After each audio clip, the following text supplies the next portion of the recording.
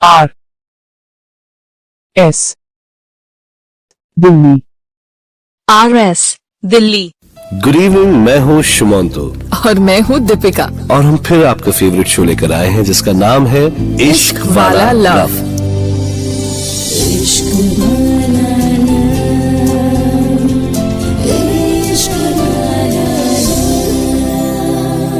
तो दीपिका, आज क्या है तुम्हारे इश्क के गुलदस्ते में? आज की कहानी का नाम है तेरे बिना। सही है। मेरे बिना वैसे तुम्हारा मन नहीं लगता होगा, नहीं? You wish. तो फिर आज की कहानी तेरे बिना में क्या खास है? इस कहानी में उम्मीद है और इस कहानी में मैसेज भी है। मैसेज ये है कि किसी के जाने से जिंदगी खत्म नहीं होती। शायद तुम ठीक कह रही हो दीपिका, क्योंकि प्यार का दूसरा नाम उम्मीद है, होप है, और उम्मीद पे तो दुनिया कायम है। तो शुरू करें आज की कहानी। जी हाँ। आज की कहानी का नाम है तेरे बिना। काफी रात हो चुकी है और सूर्यकांत प्लेटफॉर्म पर अपनी ट्रेन का इंतजार कर रहा है। आसपास की सभी दुकानें लगभग बंद हो चुकी हैं और प्लेटफॉर्म लगभग खाली पड़ा है। तभी सूर्यकांत के एक सीनियर ऑफिसर का फोन आता है। Hello. Hello ma'am. Congratulation Suryakant. Thank you ma'am, thank you very much. तो कहाँ हो? मैम बस घर ही जा रहा था। तभी प्लेटफॉर्म पर ट्रेन आती है। मैम बस ट्रेन भी आ ही गई है। Okay okay okay, bye. Good night ma'am. Good night. Suryakant phone cut करता है, ट्रेन में चढ़ता है। ट्रेन का डब्बा पूरी तरह से खाली होने के बावजूद सूर्यकांत दरवाजे पर ही खड़ा रहता है। ट्रेन चल पड़ती है और सूर्यकांत की नजर कोने में बैठी एक लड़की पर पड़ती है। सूर्यकांत कुछ देर तक उसे यूं ही देखता रहता है और मन ही मन में सोचता है, ये लड़की अकेले इतनी रात को कहाँ जा रही होगी? मुंबई है और यहाँ तो लड़कियां काम के सिलसिले में अक्सर देर रात तक बाहर रहती हैं, आम बात है। अचानक वो लड़की अपनी जगह से उठती है और सूर्यकांत जिस दरवाजे पर खड़ा था ठीक उसी दरवाजे के आगे वाले दरवाजे पर आकर खड़ी हो जाती है। सूर्यकांत सोच में पड़ जाता है। दरवाजे पर कसी अपनी मुट्ठी की पकड़ को धीरे धीरे आजाद करते हुए वो लड़की जैसे ही अपना एक पैर दरवाजे के बाहर निकालती है, सूर्यकांत समझ जाता है कि क्या होने वाला है। वो लड़की को आवाज देता है, सुनिए, ये क्या कर रही हैं आप? मगर वो नहीं सुनती और अपने आप को ट्रेन के बाहर झोंकने के लिए जैसे ही आगे बढ़ती है वैसे ही सूर्यकांत उसकी ओर दौड़ता है और उसका हाथ पकड़कर जोर से अपनी ओर खींच लेता है। अब सूर्यकांत और वो लड़की ठीक एक दूसरे के सामने खड़े थे। अचानक अपने आगे एक लंबे चौड़े और पहाड़ सा सीना लिए खड़े सूर्यकांत को देखकर लड़की चौंक जाती है। ये क्या कर रही थी आप? मैं हाँ आप, ट्रेन से कूदने वाली थी आप, खुदकुशी करने वाली थी आप। सूर्यकांत को अचानक एहसास होता है कि उसने उस लड़की को काफी जोर से जकड़ा हुआ था।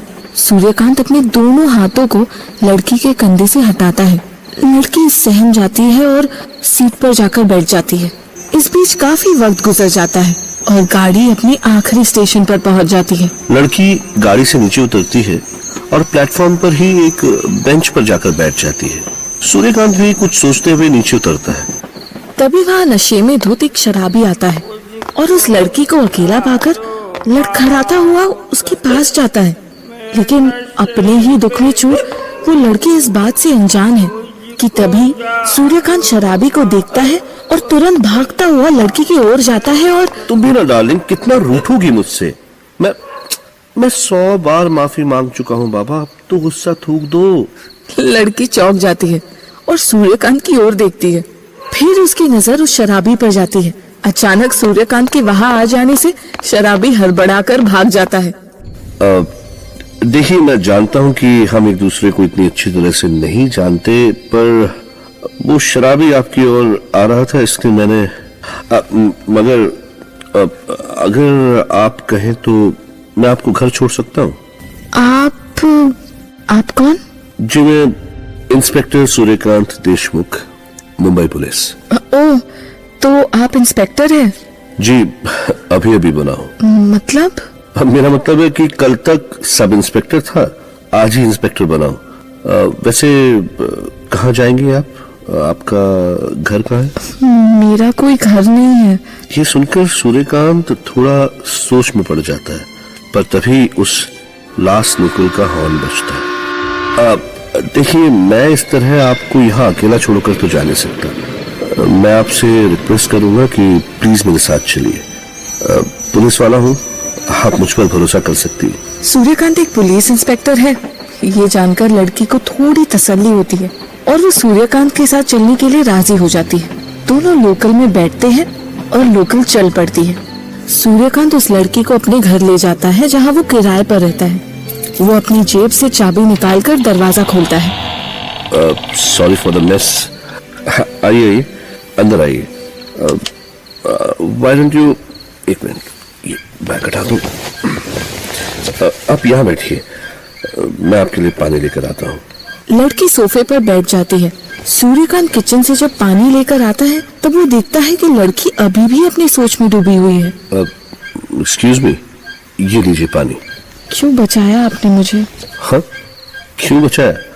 सॉरी, अगली बार बचाने से पहले मैं आपकी परमिशन ले लूंगा। बस आप मुझे बता दीजिएगा कि कब और कहां से कूदने वाली हैं आप। लगता है हर बात का मजाक उड़ाने की आपने कसम खा रखी है, नहीं? जी हाँ, ठीक कहा आपने, कसम तो खा रखी है, लेकिन मुसीबत में फंसे लोगों की हिफाजत करने की। मेरे डिपार्टमेंट का हर ऑफिसर यही कसम खाता है और लोगों को बचाने से पहले वो रिश्तेदारी नहीं देखता, सिर्फ अपना फर्ज निभाता है। आई एम सॉरी, मैंने भी वही किया। सॉरी, मेरा वो मतलब नहीं था। कोई बात नहीं। आपका घर? घर? अब वो घर नहीं, यादों का खंडर बन चुका है। इफ यू डोंट माइंड, पूछ सकता हूँ किसकी यादों का? राघव। कौन राघव? मेरे पति। ओह, सो यू आर मैरिड। अब कहाँ है आपके पति? उसी के पास जाने के लिए तो मैं अपनी आखिरी सफर पर निकली थी, मगर आपने मुझे रोक लिया। ओह, आई एम सॉरी, लेकिन आपके बाकी रिश्तेदार? सबने हमसे रिश्ता तोड़ दिया है। लेकिन क्यों? दरअसल हमारी लव मैरिज थी। दोनों के घर वाले इस शादी के खिलाफ थे। राघव ने अपने घर वालों को मनाने की कोशिश की, मगर जब राघव के घर वालों को पता चला कि मैं मांगलिक हूँ और राघव की जान को खतरा हो सकता है, तो राघव के घर वालों ने इस शादी से पूरी तरह इनकार कर लिया। What rubbish! आजकल के जमाने में ये हमने बिना किसी को बताए कोर्ट में शादी कर ली। जब दोनों के घर वालों को पता चला तो बहुत कहासुनी हुई, बहुत झगड़ा हुआ और दोनों के घर वालों ने हमसे रिश्ता ही तोड़ दिया। फिर इस उम्मीद के साथ कि सब कुछ ठीक हो जाएगा, हमने अपनी नई जिंदगी की शुरुआत की। उस दिन राघव का जन्मदिन था और मैंने उसके लिए सरप्राइज पार्टी रखी थी। अक्सर राघव को काम से घर लौटने में देर होती थी। उस दिन मैं चाहती थी कि राघव जल्दी घर आ जाए। हेलो राघव। हेलो। हाँ हेलो, हाँ बोलो। तुम कहाँ हो? मैं तुम्हारा इंतजार कर रही हूँ। हाँ, बस निकल ही रहा हूँ, एक मीटिंग में था। जल्दी आओ, तुम्हारे लिए एक सरप्राइज है। हाँ बाबा, आज चाहे जितनी भी भीड़ हो मैं ट्रेन मिस नहीं करूँगा, जल्दी घर आ जाऊंगा। Okay, bye. बाय। दरअसल राघव को भीड़ पसंद नहीं थी, मगर उस दिन मेरी जिद की वजह से उसने वो ट्रेन पकड़ी। भागते हुए वो ट्रेन में चढ़ा और जैसे तैसे उसे दरवाजे के पास खड़े होने की जगह मिली। एक हाथ से उसने दरवाजा पकड़ा था और दूसरे हाथ में उसका लैपटॉप बैग, मगर उस लैपटॉप बैग पे किसी की नजर थी। वो आदमी प्लेटफॉर्म के एकदम आगे किनारे पर खड़ा था और जैसे ही ट्रेन का डिब्बा उस आदमी के पास पहुंचा, वैसे ही उसने राघव की बैग छीननी चाही। बैग को बचाने की कोशिश में राघव का बैलेंस बिगड़ा और ट्रेन हादसे में राघव की मौत हो गई। I am extremely sorry. आप पानी पीजिए प्लीज। Thank you. लाइए, ग्लास लाइए। इस हादसे के लिए राघव के घर वालों ने मुझे ही जिम्मेदार ठहराए। मुझे मनहूस, उल्टा, डायन, न जाने क्या क्या कहा और राघव के अंतिम संस्कार में भी मुझे आने नहीं दिया। मैं अकेली थी तो कुछ कर नहीं पाई, कुछ भी नहीं। प्लीज अपने आप को संभालिए। मेरे ख्याल से इसमें आपका कोई कसूर नहीं था। प्लीज। अच्छा, इस टॉपिक को छोड़ते हैं। आप आराम से बैठिए, काफी देर हो गई है, मैं कुछ खाने का इंतजाम करता हूँ। मुझे भूख नहीं है।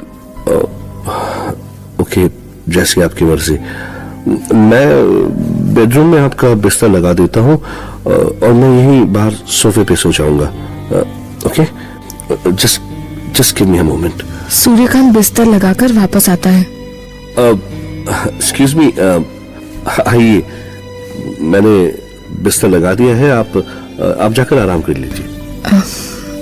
ठीक है। अब एक मिनट, जाने से पहले एक सवाल पूछ सकता हूँ? पूछिए। आपका नाम क्या है? प्रिया। नाम बताकर प्रिया चली जाती है, पर सूर्यकांत रात भर सो नहीं पाता और प्रिया के बारे में ही सोचता रहता है। दूसरे दिन सुबह सूर्यकांत बेडरूम का दरवाजा नॉक करता है। प्रिया, सॉरी, प्रिया जी, चाय तैयार है।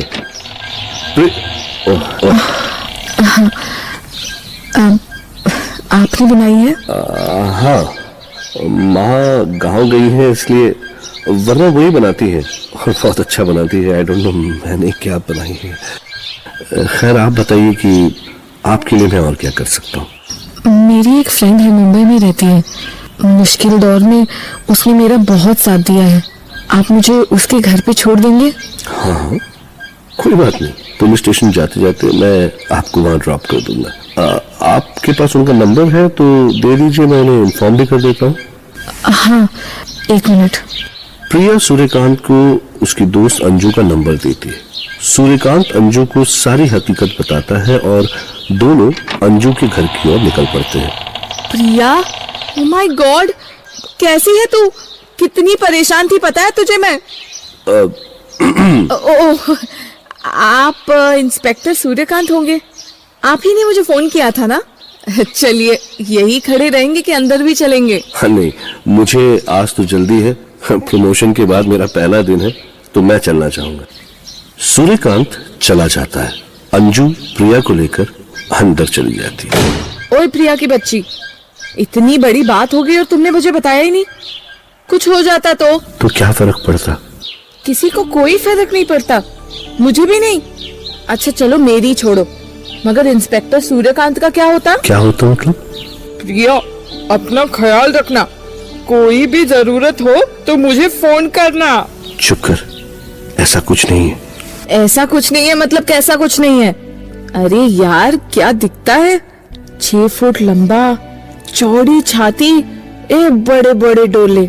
हाय, हाँ, धूप में परेड कर कर रंग थोड़ा सावला हो चुका है, पर फेशियल वेशियल करेगा तो फिल्म का हीरो लगेगा। पुलिस वाले फिल्मी नहीं, रियल हीरो होते हैं। ओ तेरी तरफदारी। लेकिन सच कहूँ तो अगर ऐसा इंस्पेक्टर बचाने आए तो मैं एक क्या 100 बार ट्रेन से कूदने को तैयार हूँ। अंजू, मजाक की भी हद होती है। सॉरी यार, मैं तो बस तुझे हंसाने की कोशिश कर रही थी। मैं तुझे ऐसे उदास नहीं देख सकती। और हाँ, तुझे अच्छी लगे या ना लगे, पर मैं एक बात बोलूंगी। आई एम श्योर सूर्यकांत तुझे पसंद करता है। एक्चुअली आई एम श्योर तुझे प्यार करता है वो। मैं जानती हूँ अंजू, मैं जानती हूँ कि मेरे किस्मत में प्यार नहीं लिखा है, और अगर लिखा होता तो ये किस्मत मुझसे राघव को नहीं छीनती। लेकिन जिस किस्मत ने राघव को तुझसे छीना है, उसी किस्मत ने तुझे सूर्यकांत से भी तो मिलाया है ना। प्रिया इस पर कुछ नहीं बोलती और वहां से चली जाती है। और उस दिन अंजू के घर प्रिया को छोड़ सूर्यकांत भी वहां से चला गया था, मगर प्रिया का ख्याल उसके दिल से नहीं गया। दरअसल वो तय नहीं कर पा रहा था कि प्रिया को अपने दिल की बात बताए या ना बताए। ऐसे ही कुछ दिन गुजर जाते हैं और एक दिन गांव से सूर्यकांत की माँ का फोन आता है। वो बताती है कि उन्होंने सूर्यकांत के लिए एक लड़की पसंद की। उस दिन सूर्यकांत तय करता है कि वो जल्द से जल्द प्रिया से मिलेगा और शादी के लिए प्रपोज करेगा। मगर दूसरी तरफ प्रिया, तुमने सूर्यकांत के बारे में क्या सोचा है? इस वक्त मैं अपनी जिंदगी के इस दौर से गुजर रही हूँ कि मैं नहीं चाहती उसका असर सूर्यकांत की जिंदगी पर हो। मैंने फैसला कर लिया है, मैं सूर्यकांत से कह दूंगी कि वो मुझे भूल जाए। अंजू उसे समझाने की कोशिश करती है, पर प्रिया नहीं मानती और सूर्यकांत को फोन करती है। हेलो प्रिया, मैं तुम्हें फोन करने ही वाला था। अब सूर्यकांत, मैं तुमसे मिलना चाहती हूँ। अच्छा, व्हाट अ कोइंसिडेंस। दरअसल मैं भी तुमसे मिलना चाहता था। तो कल शाम कैफे के बाहर मिले। हाँ श्योर, मैं इंतजार करूंगा। मैं तुमसे पहले पहुंच जाऊंगा। Okay bye. Priya phone cut कर देती है। सूर्यकांत बहुत खुश होता है और प्रिया के लिए एक रिंग खरीदता है। शाम का वक्त है और सूर्यकांत कैफे के पास प्रिया का इंतजार कर रहा है। तभी फोन की रिंग बजती है। हेलो हेलो हेलो प्रिया, अरे कहाँ हो तुम? ठीक तुम्हारे पीछे, सड़क की दूसरी ओर। तुम वहीं रुको, मैं आता हूँ। सूर्यकांत जैसे ही आगे बढ़ता है, एक आदमी पीछे से आता है और सूर्यकांत को धक्का देके आगे चला जाता है। सूर्यकांत को शक हो जाता है और वो अपनी जेब को चेक करता है। जेब से अंगूठी गायब थी। हे तुम रुको! सूर्यकांत की आवाज सुनकर वो आदमी भागने लगता है। सूर्यकांत भी उसके पीछे पीछे दौड़ता है। सड़क पर भीड़ और ट्रैफिक की वजह से सूर्यकांत एक दो गाड़ियों से टकराते टकराते बचता है, पर अचानक दाईं ओर से आने वाली एक तेज रफ्तार कार सूर्यकांत से टकरा जाती है और सूर्यकांत उछलकर सड़क पर जोर से गिरता है। सूर्यकांत खून से लथपथ सड़क पर पड़ा हुआ है। पूरा ट्रैफिक थम जाता है। भीड़ इकट्ठा होने लगती है। प्रिया ये सब देखकर भौचक्की रह जाती है और सूर्यकांत को पुकारते हुए उसकी ओर दौड़ती है। Suryakant, Suryakant, help! somebody please help! Suryakant तुम ठीक हो? somebody please call the ambulance. Anju, hello Anju, Suryakant का एक्सीडेंट हो गया है। Meet me immediately at the hospital. प्रिया, क्या हुआ प्रिया? अंजू, ये सब मेरी वजह से हुआ है। Come on प्रिया, तुम्हारी वजह से कुछ नहीं हुआ है। मैंने ही सूर्यकांत को वहां बुलाया था और चुप हो जाओ। मैं राघव को खो चुकी हूँ, पर अब सूर्यकांत को नहीं खोना चाहती। सब ठीक हो जाएगा, जस्ट प्रे। डॉक्टर सूर्यकांत का ऑपरेशन करते हैं। प्रिया और अंजू रात भर हॉस्पिटल में ही रुकते हैं। दूसरे दिन सूर्यकांत को होश आता है। प्रिया उसके पास ही बैठी है और अंजू दवाइयां रख रही है। तभी वहां पर सूर्यकांत की सीनियर आती है। हेलो सूर्यकांत, कैसे हो जवान? मैम आप अब ठीक हो? अच्छा, हमने उस चोर को पकड़ लिया है और उसकी जेब से वो अंगूठी भी बरामद हुई है। Thanks ma'am. अंगूठी का नाम सुनकर प्रिया सारा माजरा समझ जाती है और वो सूर्यकांत को अंगूठी के बारे में पूछती है। ये अंगूठी नहीं है प्रिया, ये इंस्पेक्टर सूर्यकांत की हथकड़ी है और इसे पहनाकर मैं तुम्हें उम्र कैद की सजा देना चाहता हूँ। क्या ये सजा तुम्हें कबूल है प्रिया? पर सूर्यकांत, चलो अब हाँ भी कर दो। कल जब तुम कह रही थी ना कि मैं सूर्यकांत को खोना नहीं चाहती, दरअसल उस वक्त मैं बेहोश नहीं था और स्ट्रेचर पर लेटे हुए मैंने वो सारी बात सुन ली थी। So will you marry me? Yes I will. तो ये थी सूर्यकांत और प्रिया की एक उम्मीद भरी कहानी, तेरे बिन। अगर आपकी भी ऐसी ही या कैसी भी लव स्टोरी हो तो आप हमें लिखिए। हमारा ईमेल आईडी है love@fever.fm। तो ऐसे ही एक और इंटरेस्टिंग लव स्टोरी लेकर मैं दीपिका और मैं शुमंतो आएंगे कल फिर इसी समय इसी चैनल यानी फीवर 104 FM पर। Till then take care, be in love and keep listening to इश्क वाला लव।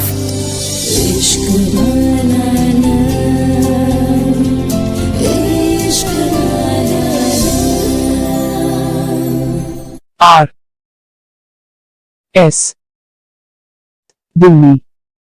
RS दिल्ली।